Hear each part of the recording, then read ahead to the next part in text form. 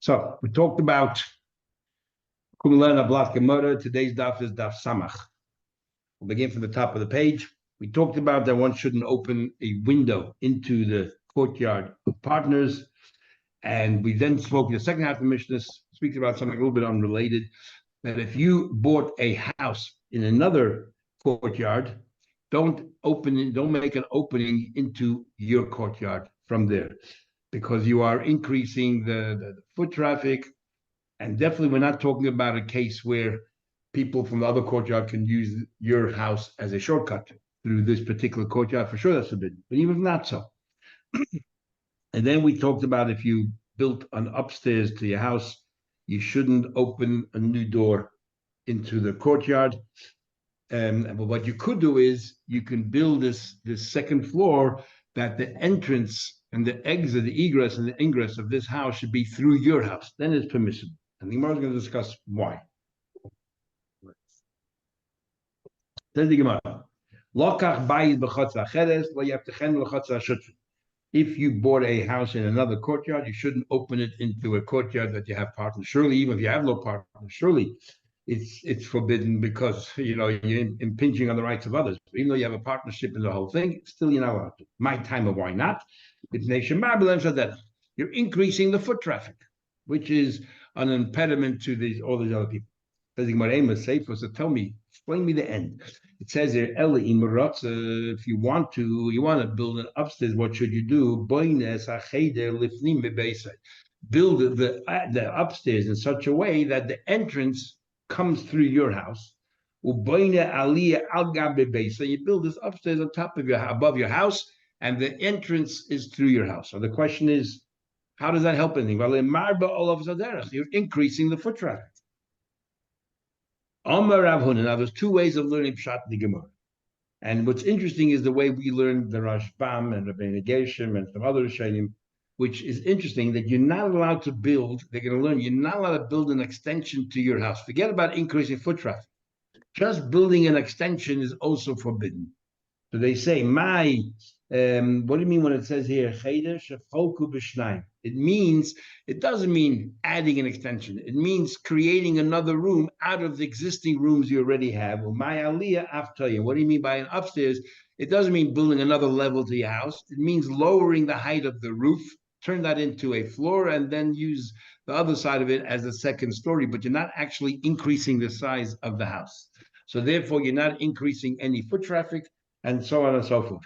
That's permitted. But an extension on a house, you're not allowed to extend your house if you're living with other neighbors in the same courtyard. Other Rishonim, the Ritva and others, they disagree. They say, of course you're allowed to build an extension to the house. Why can't you build an extension to the house?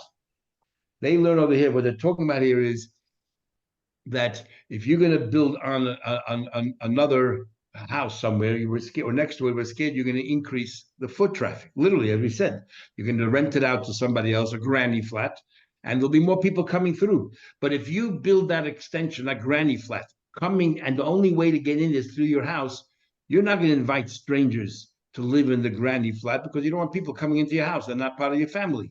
So therefore, if you want to build an extension, but you're not going to rent it out to strangers, then you're not increasing foot traffic, you're allowed to. So there's a fundamental argument here if you're allowed to make extensions to your house or not.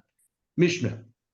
One should not open to a chatzar of partners. A window opposite the other person's window, or a door opposite the other person's door. Now, what exactly are we talking about? We already learned before, you're not allowed to open a window. You're not allowed to open a window to a chatzar, into somebody's chutzah. Forget about a window against the window. You're not opening a window generally. What's the shot in the Mishnah here? That you're not allowed to open a window on your side facing the window on the other side. Even if there was no window on the other side, we learned before that you're not, like in the previous Mishnah yesterday, you're not permitted to go ahead and open windows to the chutzah or shutfin. So there's different ways of learning it. One way of learning is, some Rishonim learn, talking about you were granted permission. The person said, out of mind, you want to open a window on your side, you can. But even if you grant permission, don't place it opposite the other person's window. Other Rashbam says here, it's talking about you built a window already, you shouldn't have, but you did, and 3 years elapsed, and he didn't say anything. Still, if you built it against the other person's window, he can close it down forever. There's no mechila when it comes to hezek ria. And why not? So right here, some of the Rishonim use the word that hezek ria is an avera. In other words, there's a big machlekes. What exactly is hezek ria? If somebody invades your privacy, is it a monetary problem and therefore they have to compensate you for it, or is it actually an isser involved? The Rameh writes that there's an isser involved, and the isser could be you're defying v'haftu l'recha kamoicha or things like that. And that's what the Rashbam means over here, that even though you have a chazaka for 3 years, he can, and you already have a window, he can stop you. He can say, I don't want it anymore. I can't tolerate it anymore. And when it comes, and the Lashon of the Ritva is that there's an Isser, but it doesn't specify what the Isser is. That's more than just money. And we use that to explain a number of arguments in the first parak regarding Hezegriya, whether it's a monetary thing or whether it's actually an Avera as well. Just like the general question. If you damage somebody's window, you got to reimburse them. Is there an Avera in damaging somebody's window? Is there any Isser whatsoever? Well, there's no Isser at all, but you damage them, you got to compensate them for it. You got to reimburse them. But there's no Isser. And there's a big machlek Yerushalayim. The Mishnah continues. Haya cotton, if you are entitled to have a small window, lo yasenu gadol, does not automatically grant you permission to enlarge the window. Echad, if you had one window, lo yasenu shnayim. Don't make it 2 or 2 doors. Don't make it 2. You had the right for 1, don't make it 2. You have 1 door, don't make it 2. We'll soon see what exactly it means. But to the Shusarabim, Pesach, if there's a Shusarabim that bisects your property and the neighbor, they're opposite sides of Shusarabim, you can open the door right opposite his door. You can open the window right opposite his window.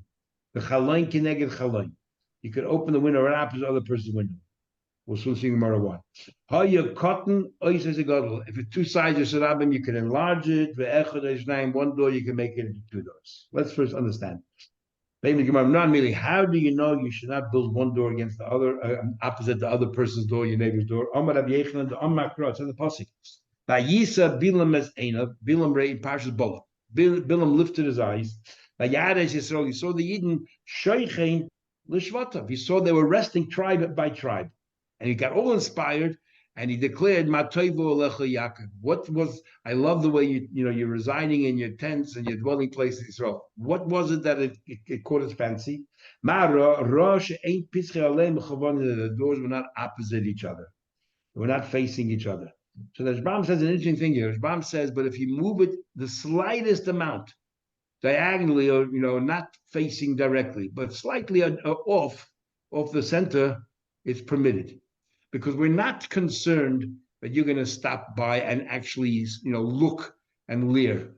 We're just worried that inadvertently, as you're walking by, you're constantly interfering with them. But if you're a little bit at an angle, then that person doesn't really see you, and therefore it's all right. That's what the Rashbam says. Not everyone agrees. That's what he says.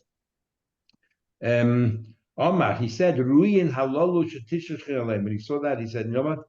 They're suitable to have the shchina on them. So Rashbam learns that the only Rishus HaRabim that the Eden had were Machane Levi, when Moshe Rabbeinu sat, and there were 600,000 people. You remember Shabbos, and there were 16 amos wide. So, but everywhere else where the tribes were was not Rishus HaRabim, so they were not allowed to face each other. Other Rishonim say, then why was Bilam so excited about it? It's a normal thing to do, because he says they say no, that when we say that the Rishus HaRabim is only when Moshe Rabbeinu was, that's on Shabbos. But as far as that's regarding the laws of Shabbos. But generally, a public place means that many people traverse it. So who cares if it's 16 amos wide? It doesn't matter. Every road where the Shvatim were, there were a lot of Jews there, and therefore there was always considered Shus HaRabim. And this was Bilam got excited. The halacha is that if you're on 2 sides of a Shus HaRabim, you're allowed to have the doors facing each other, as we'll soon see the reason why. But over here, the Yidden was so stringent that even though there were 2 sides of Sarabim, they made sure that the doors were not corresponding to each other. And that's when he got excited.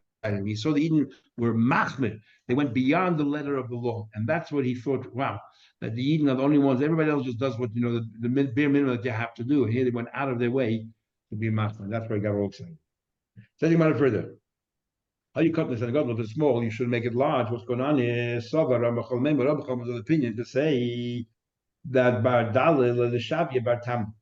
According to Ramachal, the issue is as follows. If you remember, we learned in Daf Yud Aleph, we learned before in the Gemara that every door is allotted four. If you have a chutzner of partners, every doorway is allotted 4 amos. We had an argument there of Chizda. If a house has 2 doors, how many amos do you get? For each door, you're entitled to 4 amos so that the donkey can come in and you can unload the donkey, load the donkey, and so on.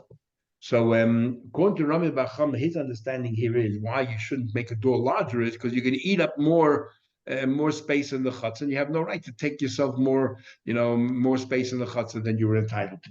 So Rabbi Bacham thought, and how much space there, and we don't care how wide the door is. The door could be 2 amos wide. You're still entitled to 4 amos width in the chutzah. So Rabbi Bacham thought. The mission means is that if you have a door that's 4 amos wide, don't make it 8 amos because then you can take another extra 4 amos, additional 4 amos. Not fair. Why should you have more than your part? The problem is you're going to be eating more, taking more, securing more land in the courtyard. But if you only had 2 amos, for example, then if you had a door that was 2 amos and you want to widen it to 4 amos, is not a problem. And why not? Because you already have anyway 4 amos in the chutzah. So we're not worried. What about Hezek Riyah?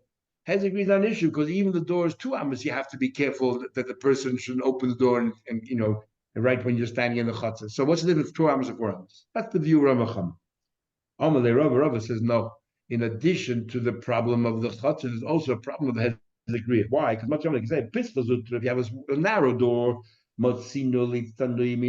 I can somehow not avoid, I'm not worried that you're going to stand in and dafka specifically look what's happening. You're just walking by. 2 amos narrow, I can stand outside of the angle of your view, and it's not a problem. But the pischarabah, the door is wider, there's no way that I can conceal myself from you, so it's not fair. So there's more to it. There's a Hezek Riyah here as well as an issue. One door you shouldn't turn into 2 doors. Again, it's the same logic here. Well, he thought the problem again is that you're going to be securing more land out of the chutzah. In other words, you have one door 4 amos, and the Mishnah is telling you don't divide that into 2 doors, each door 2 amos wide, because each door is entitled then to a 4, like we had before an argument of each door is entitled to 4 amos width. Suddenly you're going to take 8 amos in the chutzah. It's not fair. Because the problem is you'll be taking 8 amos in the chutzah. But if you have 8 amos and you're going to turn it into 2 doors of 4 amos, what's the problem? You're not getting. You already had an 8 amos wide door. So how much of the chutzah did you already have? 8 amos wide, and now you just cut it down to 2 doors of 4 amos. No problem. Hezek Riyah. What's the difference? One wide door 8 amos or 2 doors of 4 amos. Amalei Rava said no. Hezek Riyah is still a concern. Why? Matzi Amalei, you can tell him, if you only have one door, I don't care how wide it is, Matzina is slim enough. If I see the door closed, I know everything's all right. But today, you have 2 doors, a lot of times you're going to close one door, but the other door is going to remain ajar. And I can never really feel comfortable in the chutzah. So it's not fair. You're impacting on my privacy. Then the Mishnah says, but if the 2 sides of Rabbim is permitted. Why? But if the 2 sides of the street, I can open my door against your door, the window against your window. Why? Normally says to him, Saif. Ultimately, from the people in Shasarabim, it is far worse than me because they're constantly walking by you. Anyway, you're not going to do anything private in that front room of your house because you know that people there walking by in the street. So once you're protecting the people's street, what's wrong if I'm there on the other side? Even though we had before the Gemara Lavav, where the person gave 3 reasons why I'm more worried about you, when it talks about 2 roofs opposite each other, even though there's Shusha Rabbim in between, we both have to build a wall and a bit more than 50%. And we said there, the Shusha Rabbim, they have to look up. And therefore they had, there's a certain angle of vision, and I just move back a bit. They can't see me, but you're right on my level. You can always see me. And they all can see by day, you can see by day and by night. But here they're on the same level. And on the same level, therefore, you're no different than the people of Shusarabim. And since you have to protect the Shusarabim, I'm not a threat to you at all. Next Mishnah. We already had this Mishnah before, and the Mishnah goes as follows. Ein oisin cholol, you're not allowed to dig a hole, a tunnel, tachas a Shusarabim. There's a public domain, you're not allowed to dig a hole underneath it, even though you're going to make sure that you put, you seal it properly with a proper cover, very, very thick. It doesn't matter because today you made some kind of protection, but tomorrow, over time, it sort of withers away, and then eventually it'll become a threat to the public. So we're worried not only about current threats, we're worried about future threats as well. That's the view of the Chachamim. If you want to make there a boyer, a shikha, three different kinds of caves, a circular boyer, a rectangular one, or a cave with a cover on. Rabbi Lezer Mata, Rabbi Lezer permits, provided you put such. Rabbi Lezer says we look at the here and now, we don't look at tomorrow. If you put a cover on it, Kadesh Abgola, that a wagon, Mahaleches, can walk over it, Vituuna Avanim, and the wagon is filled with stones, and yet it's strong enough to withstand the weight of that wagon with the stones, then it's good enough. And many Rishonim hold that this only applies, this argument, if it's in the middle of the road. But if it's on the side of the road, where generally wagons don't go on the side of the road, they go more in the middle, then since there are no wagons there, then you could, according to everyone, you can dig that hole because we're not worried that over time it's going to wither away. Then the mission continues. You're not allowed to put out, beams, small beams, large beams, into the street because people can walk and bang it, and even if it's high, people can be sitting on a camel or on a donkey and they hit the head, and therefore you're making the use of the Rosh Hashanah, or you're hampering their ability to walk in that Rosh Hashanah freely. If you want, this is what you can do. You have a property bordering on the Rosh Hashanah. Bring the wall into your property. Bring it in a few yards or meters into your property, and then hang out these hooks. So that you want to hang them out afterwards. Now, what's going to happen is that people in the street are going to start using. Once you have a wall, let's say 1 meter inside the property, people are going to start using the grass in front as part of the shusarabim. But still, since it's on your property, you have the right to do that. Umaitzi. So what you do is you bring the wall in, and then you put out these beams. Lokach chotzer. Let's say you purchased a yard. There's already existing beams, and you don't know, did the guy build it legally? In other words, he brought his wall inside, and even though now it's part of the Shusarabim, but he did it when it was legal, or we don't know. And we had before the concept ta'anin and l'lekech. If the lekech can prove that he bought it from this person, or that he had it for 3 years and he bought it, he doesn't have to then prove how that person sold to you had the right to do whatever he did. We're going to argue on behalf of that lekeach that he probably built it on his own property, and unless you can prove otherwise, we're going to advocate on behalf of this buyer. We'll assume it was done legally. Says the Gemara, the Rabbanon. Why are the Rabbanon against digging the hole if you cover it well? Because sometimes it withers away and won't even realize it. Might see in season destroys. Rabbi Ami have enough of them going. Rabbi Ami had this house and he had a beam coming out into the street, but it was a mavi. It was a mavi, and most of the Shem say it was a mavi that ain't foolish. A mavi is the street that all the chatzeros branch out of, and it's not really used for the public. It's not a shusarabim. It's mainly used by the people of these chatzeros. But if it's a mavi foolish, if it's a mavi open on both sides and you connect one Rishus Rabbim to another, and it's 13 and a third amos wide, as far as the laws of Shabbos are concerned, that's already considered Rishus Rabbim as well. And but even if it's not that, the people in the public usually go in and they rest there as well. But we're talking about Mavish Einam Foolish is not open on both sides, so it's basically used only by the people residing in the Chatzerim all around the Mavi. And he had these beams sticking out, protruding onto this Mavi. There's another person, Nami, nearby. He had a house fronting on the main street, and he had these beams projecting from his wall. And have the Mishram started to protest. You're hampering our style. Also, the Kamer Rabami, this guy decided to go to Rabami because he knew Rabami had his own beams protruding from his house. So he went to Rabami, hopefully getting a psak that what he did was right, and he can ignore the people in the street.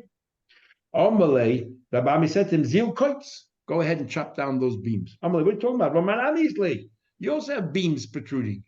So he said, my beams, Rabbi said, the Mavoya is to a side street. Mapik b'nei Mavoya, Mapik. Mavoya Mapik. It's sticking out into the street. B'nei Mavoya, Machling Gaboy. that the people in Mavi were all Meichel. I asked them, they all gave their consent. But the doch, yours are sticking out with Shusarabim. Man Mochel Gabach. Who are you going to ask to be Meichel? And based on this, the Rishonim say an interesting thing. What do you mean, who are you going to ask? We have a concept we had, in fact, there's a concept called the Zion to the ear. You have the board of management of the city, and they're very powerful. Then we have these union laws, they can set prices, they can do all kinds of things. So why couldn't he go to the council and get permission to have things protruding into the street? So the Shainim say that Rishus Harabim does not belong to the locals. Rishus Harabim belongs to the whole world. And therefore the Zion to the ear have no right to impinge on the rights of people outside of the city. They only have rights and controls over the people in the city regarding fixing prices, levying all kinds of fees, tzedakahs, but not when it comes to something that affects Rishus Harabim out in the street in the wider world. Interesting concept. Okay, says about it further. Rabbiana, a similar story. Havali, he had a tree, had Noitis Rabbi, that was overhanging Rishus Harabim. Another person also had a tree overhanging into the street. Also, people in the street came to that other person and they protested. The branches are blocking. I got a notice from the council a while ago that some of my branches are overhanging the street and it's making people difficult to walk down the pathway, the sidewalk. So the people in the street, they came and complained. They tried to prevent him. Also, came Rabbiana. So he went to Rabbiana, thinking Rabbiana also had a tree. Surely he's going to pass him that I'm allowed to. Rabbiana said, Zeal, go away, Ha'idna, the Tolamacha. Go, I want to sleep on it. Come back to me tomorrow. Balayla, that night, what did Rabbiana do? Shadar, he sent someone. He cut down his tree that was overhanging the Rishus Harabim. The Macha the following day, also the Kameh, the person came back to Rabbi Yanai to get a psak. Amalei said, Zil koitz. He told him, go chop down the branches overhanging. Amalei Hamanami said, what are you telling me? You also have a branches overhanging. Amalei Rabbi Yanai said, Zil chazi, go look. If my branches have been cut down, then cut down yours. And Eloi my branches have not been cut down, then you don't have to cut down yours. Because the guy obviously didn't know that Rabbi Yanai cut down his branches. Says the Gemara, Mikara my savar ulusav my savar. Says the Gemara, what did he think in the beginning and what did he think at the end? In other words, Rabbi Yanai basically ruled on himself that you're not allowed to have branches overhanging. So how come he did have? In the first place, he would have done the right thing. So the Gemara says, no, he thought that having branches overhanging the street was a benefit to the public. If it's very hot, it's sunny, it's raining, they can go under the branches and have protection. So Mikara, so first he thought, they're happy, the Yossi Betule, they'll sit in the shade. But Kiva the Chazet, when he saw the Kama Akva, when he saw that that people were complaining, then Shadar Katsa. That's why he sent Tuah to cut down the tree. Says the Gemara, okay, even so, why did he have to cut down his tree first and afterwards cut down, tell this person to cut down the tree? Why didn't he just tell the guy and then cut his own as well? So the Gemara, he could have told him, go cut yours. Well, how did I cut it? Don't cut mine. So the Gemara, you know why? Because of what Reish Lakish said. What did Reish Lakish say? The Amar Reish Lakish said, he's koisheshu v'koishu. That you pick out the straw, you first take out your own straw, and then tell others to take out the straw. If you want someone to listen to you, you have to be a role model. First, fix up your own. First, take care of yourself, and then you can go ahead and take care of others. That's why first he ruled for himself. Then the Mishnah continued. If he wants, he can bring his ball in, and then have these things projecting. Saying about Ibailu, I have a question. What about Konas? He first brought the wall in. A while went by. He did not in any way build those beams sticking out. The question is, a while later, he decided, you know what, I'm going to have these beams. Do we say because the people in the Rishus Harabim started to use the area right in front of the wall as Rishus Harabim, and he didn't have any beams sticking out, he lost his rights? That's it. Any adverse possession. The people now have been using it. In Australia, I think or Victoria, I think it's 15 years before you have adverse possession. So over there also, it's been a long time. People started using Rishus Harabim. Now you want to put now it's the status is of Rishus Harabim, and now you want to put these beams out. Maybe you're not allowed to. Rabbi Yechonah says, yes, he can, because it's his property, and it's Mami's property. He brought the wall in, and therefore he can. However, Reish Lakish says, Konas einu moitzi. If he did it, he can no longer, and time went by, he can't. Let me explain to you. I think you explained it wrong. Everyone holds you allowed to. Everyone holds you allowed to. It's his private property. He put the wall in, therefore he can put those beams. The moitz ki pligi lahachzik shalom kaiman. You know what they're arguing in? A while later, he said, "What do I do with this for? I want to shift the wall back to the border of my property." But by doing that, he is going to prevent the public who started using, his grass to walk, and they can no longer use it. Can he do that or not? The argument is the reverse. Itma, this is how we learned. Yechid says, no, you cannot bring the wall back. Once the public started using it, you cannot bring it back. In fact, we learned that in Hamaniach and in other places. So Reish Lakish says, Reish Lakish says, yes, you can bring it back. Now, we need to understand Reish Lakish's logic. Because once there's adverse possession, it's adverse possession. Rabbi Yechon says, because of this rule of Rabbi Yehuda. Rabbi Yehuda, Meitzar, a boundary, Shehechzika by Rabbi. The boundaries in those days around the fields was raised or was lowered to be, to demark carefully where the boundary is. And people started using the shortcut. Also, the calculator, you can't take it away from them. So therefore, I say, once you brought the wall in and people started using the grass in front, you can no longer take it away from them. However, the Shlaki says, Marzi, you can bring your wall back. Why? Hani Mili, when does Rabbi Yehuda say is din adverse possession? There's no other way, no alternative. So therefore, we have no choice. If we start using it as a main road, that's the way to go. Over here, there's Ravacha. Over here, there's the main Shusarabim. This is just expanding on the Shusarabim. So if you block them from going, they still have plenty of ample space to walk in the same direction. So therefore, they don't have these rights. The halach is like Rabbi Yechon. Take me further. If he purchases already existing, he can continue to maintain it. What at Nafla? If the wall fell down, can he rebuild it now with those beams protruding out? Huna says that the wall fell down. Nevertheless, he can rebuild the wall, including those beams protruding. Says the Gemara, has a question.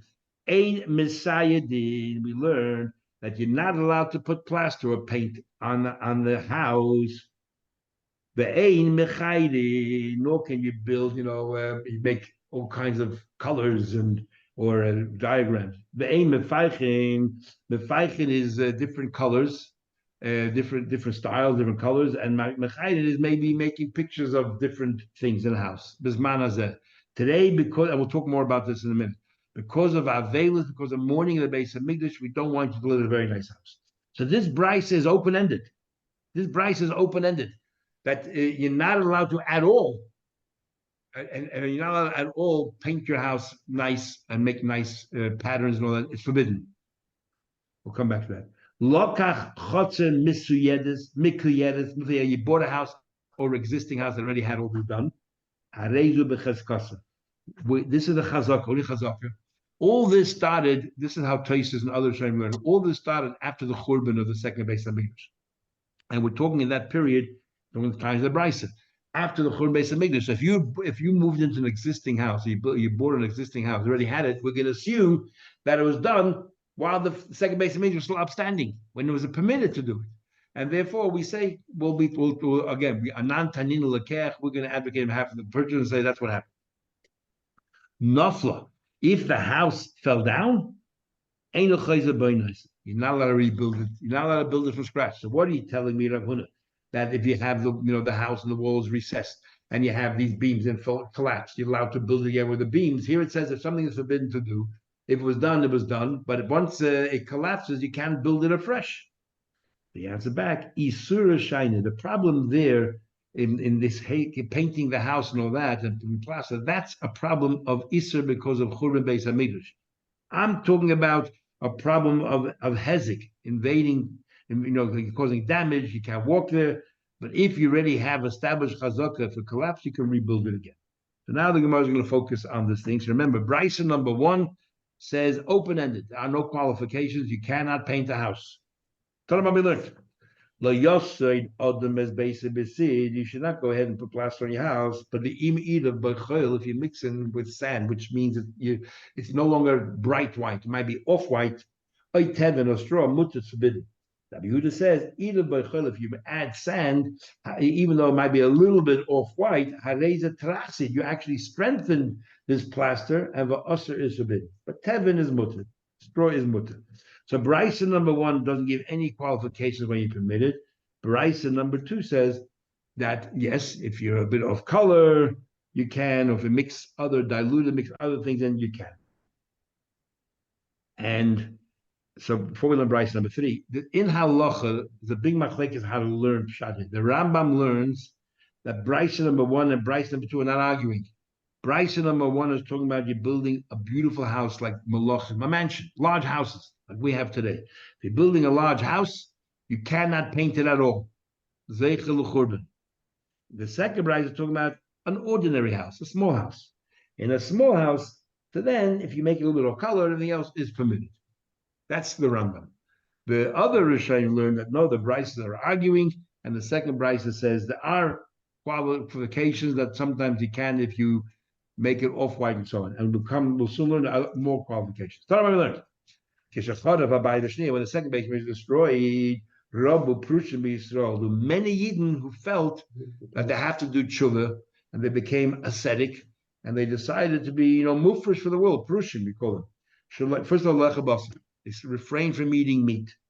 Yain, they abstain from drinking wine.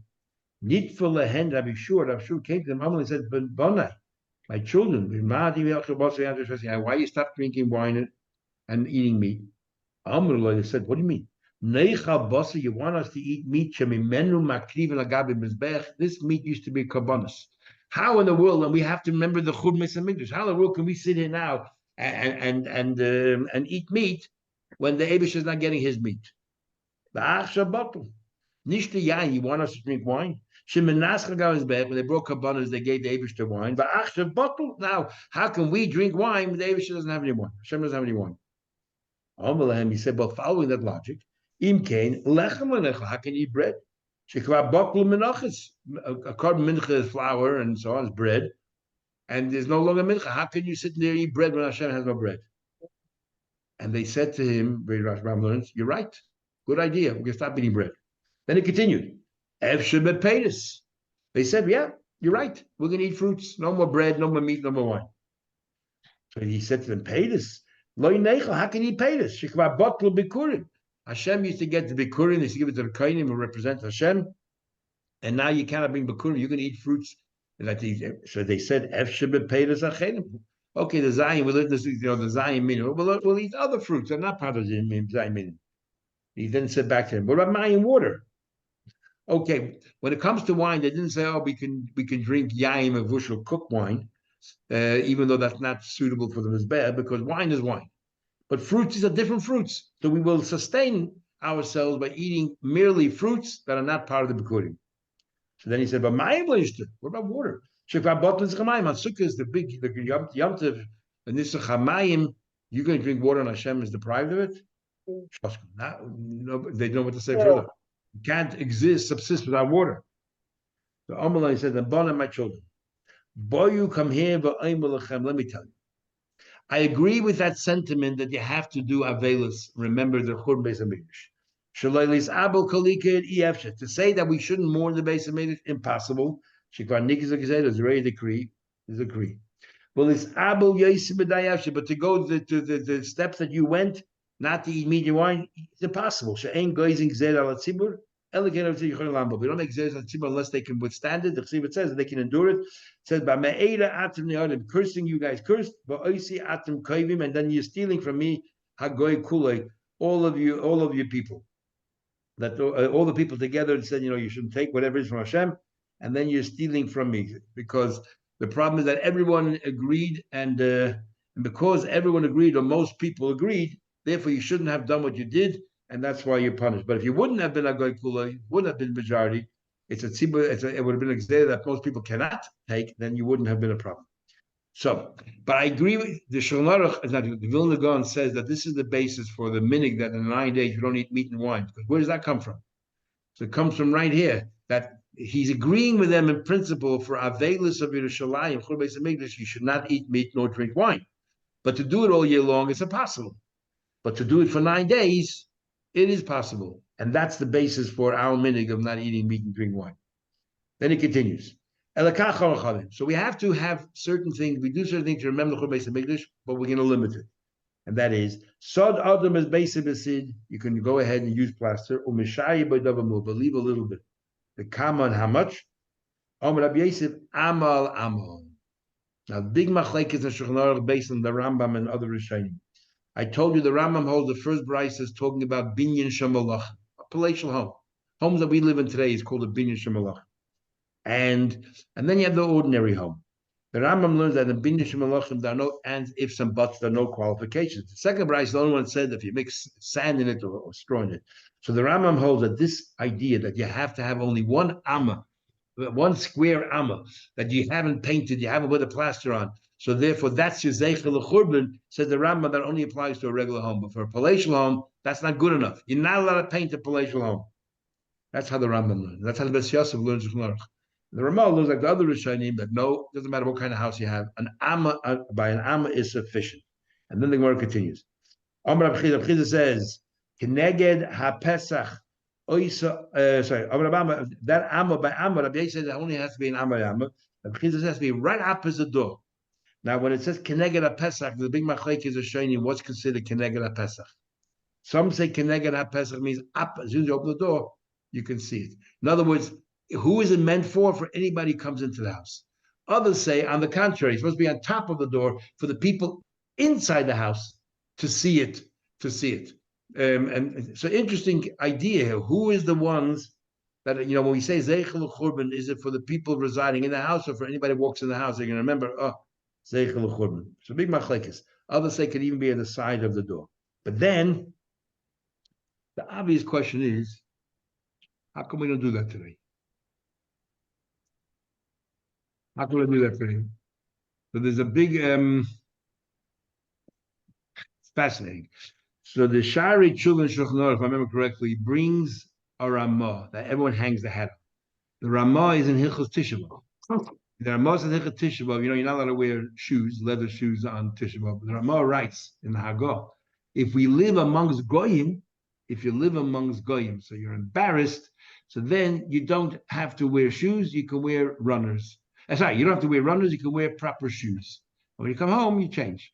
So based on that, the Poskim want to say that because we live amongst Goyim today, and therefore it's odd to have an Amma by an Amma, especially you open the door, everybody sees it, so therefore we don't have to worry about it. Because the fact is, as it says in Shulchan Aruch, almost no one follows this rule. They want to know why. Without going to all the different details, others say if you just write the word Zeichel Churban, it's good enough, because the whole idea is to remember the Churban. Good enough, like the Aruch HaShulchan wants to say. Others say if you have a picture of Yerushalayim, that is good enough, because you remind you of the Churban Beis Hamikdash. Others say that if you actually live in Yerushalayim, you don't even have to do anything because you remember the Churban all the time. You see the Kaisel Maravi, you're reminded of the Churban itself. But bottom line is we don't really do this. Others want to say that our paint today is not so pure. You have all these additives mixed into it, so therefore, as it says here, you mix in tev and other things. It's no longer, it's not a problem. So therefore, you're allowed to do that as well. But technically, we should be doing it, but no one really does it. And the poskim try to find reasons why we don't do it. And the next din, equally, even less people do. At least some people put a picture of Yerushalayim when you go in the house. But the next din is, again, to remember Zeichel Churban, goes as follows. A person can take care of all the tzarchei suda. In other words, you make a meal, anything else, or meshayed of a mu'at. Leave one thing that should have been in the meal, but don't put it out. Zeichel Churban. How do you do that? I'm going to pop a because of the harsna. You have that, fish fried in its own oil, its own things together with flour. And therefore, Shulchan Aruch says, what you should do is, when you set up a table, you should have one place setting where you're missing, obviously missing a fork or missing a plate. So then everyone sees there's one setting that something's missing, and that's a zeichel. And again, no one does that. Even though I had a relative that had a very interesting custom that every Friday night, Shabbos by day, they always set up another portion at the table, even though they didn't have anyone sitting there. In case somebody knocks on the door, you're always supposed to have something ready for Oirech. And that setting, they would always leave one thing missing, Zeichel Churban as well. So that's the only person I know that used to do this. You want to get this, brother? A woman can wear all jewelry. One piece of jewelry you shouldn't wear. There's actually a meaning in some families that when women light candles on Friday night, they would take all the jewelry they have, all of them, and put them on the covered Shabbos, and then take them off. But here it says that you shouldn't wear all your jewelry. Always leave one off. Mahi Amar Rav says Bas Siddur. Something that you should put on the temple. Shenemar, it says. How do you know that it's so important? All this, it says, Im Eshkachech Yerushalayim. If I ever forget Yerushalayim, Tishkach Yemini. My right hand should get weaker, and Tidbak L'Shreini L'Chiki, and my tongue should get stuck to my palate, and so on. And some people say if you just write this pasuk, or you have a picture having this pasuk, that's good enough for Zeich L'Churban. I mean, that's the gist of what Aruch HaShulchan wants to say. It's the idea behind it, not so much the lack of painting. My al roish simchasi, on the head of my simcha, and in fact, Tosha says in brachas that story Ksubis, Tosha in Ksubis, where they broke this glass in the beginning of the second parak. This very expensive glass got broken the thing. When he saw that people were dancing in exuberant way beyond norm, so he went and broke a very expensive glass. And Tosha says, "Mekan noigin that you break a glass to temper the simcha because of the Churban Beis Hamikdash." Or you say because al roish simchasi, even the prime of my simcha, the apex of simcha, and someone's chuppah, we remember. But now the one goes further. It's not just a roish, but take it literally, roish on the head. They will put ashes from some, and some people still have that custom today. They will put ashes on the forehead of the chassan under the chuppah. When you put it in the bucket film, when you replace the film, there's a pasuk where it says regarding mourning, losum la'avei at the place of those mourning for Yerushalayim, losum lehem pe'er tachas for the place of pe'er. Pe'er is the beauty, and we know that by Yechezkel we learn out that the beauty is tefillin, and you place the ashes where the place of tefillin is.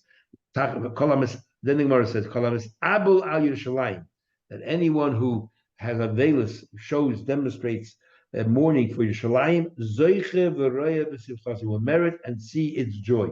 Shenema, as said the pasuk, simchas Yerushalayim, you enjoy Yerushalayim, and so on and so forth. Tani we learned, Amar Rishon Elisha, b'yoyim shechara Beis Hamikdash, the day the Beis Hamikdash was destroyed. Dinu, really according to halacha, shenigzer al atzmeinu, we should have said, le'lecha basar v'le'lishtas yain. This is what I was telling you. The Lord says is the basis for not eating meat and drinking wine the 9 days comes from this Rabbi Shmuel ben Elisha. The din is that's what it should be. We don't we don't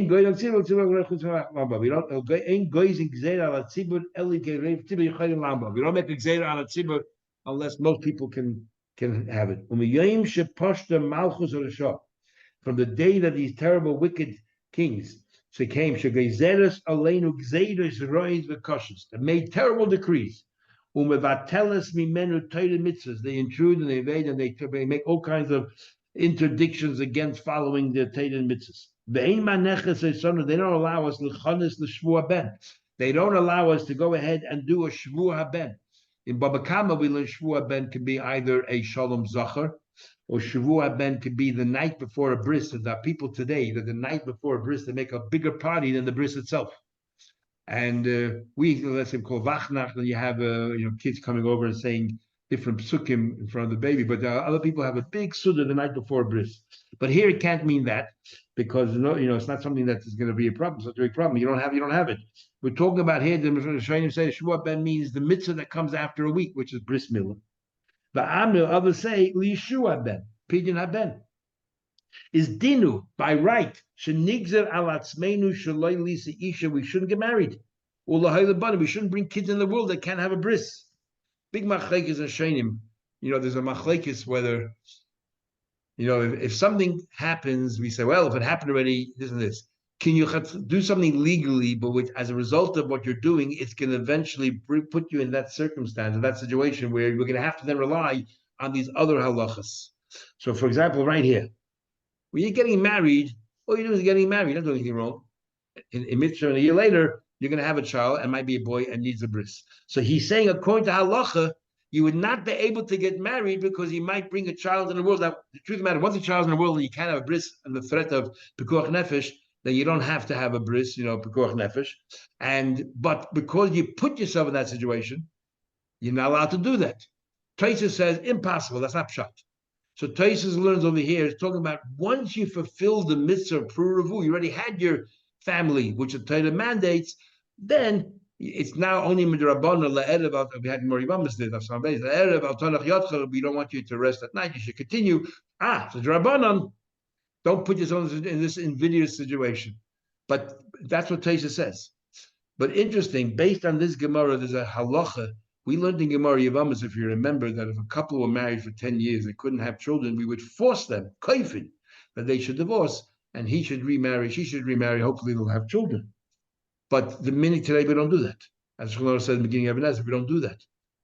Why not? So some say right here from this Gemara, because the Gemara says that min hadin, we shouldn't even get married today. And because min hadin, you shouldn't even get married today, because of all the difficulties, they say that's why they stopped. When this thing happened, they stopped. They stopped forcing people to get. Why are you forcing them to get divorced? So they can get married and have children. But the halacha is not like Tosfos says that you still have to have children. No, the halacha, like other shaykhs say, you're not allowed to have children. You can get married because you have children. And once they took away that din of kaifin, that's how it remained. Anyway, but what the problem is, why didn't we follow halacha? Avram's family. Well, now, this idea of Kol Me'elav sounds more like the Rishonim who argue with Tosfos. In other words, if they're not getting married, not going to have children, where the future generation is going to come from? So Tosfos will have to learn that Kol Me'elav means a family will only have 2 children, so the Yiddishkeit Eden will never grow. And because of all of the persecutions and everything else, and Nebuch Eden constantly are being killed, the nation then whittles away. That's how Tosfos will have to learn. But others learn simply Kol Me'elav. It's better for Eden. Don't tell them, because better to be a shaykh than to be a mason. Don't tell them they shouldn't get married, because they'll do it anyway. So better be a shaykh. Now, interesting. In Shulchan Aruch and Siman Kuf Nun Vav and also in Tafresh Ches and Yom Kippur, there's this idea of you see people doing avera. Sometimes we say you better not say anything. They won't listen to you anyway. But in Shulchan Aruch it says mainly it's only by mitzvahs the Rabbana, not by mitzvahs Mahatorah. Mitzvah Torah you got to stand there and tell them, guys, this is forbidden from the Torah. Here we're talking about a mitzvah in the Torah of getting married, puravu, and yet the Gemara is saying here that Hanoch Lem Mutu Sheshagim is in it's in mitzvah Torah. But if you follow Tosfos, who learns that this is only talking about the mitzvah of getting married by the Rabbanan, because you already had your family of puravu, and having more children is only by the Rabbanan, and then we say, you know what? If they want to get married, Mutu Sheshagim Yemazidin doesn't prove that mitzvahs Mahatorah as well will apply this rule. It only limits it to mitzvahs the Rabbanan. Anyway, we'll stop over here. I'll continue next time. Be well. Have a good luck, everybody.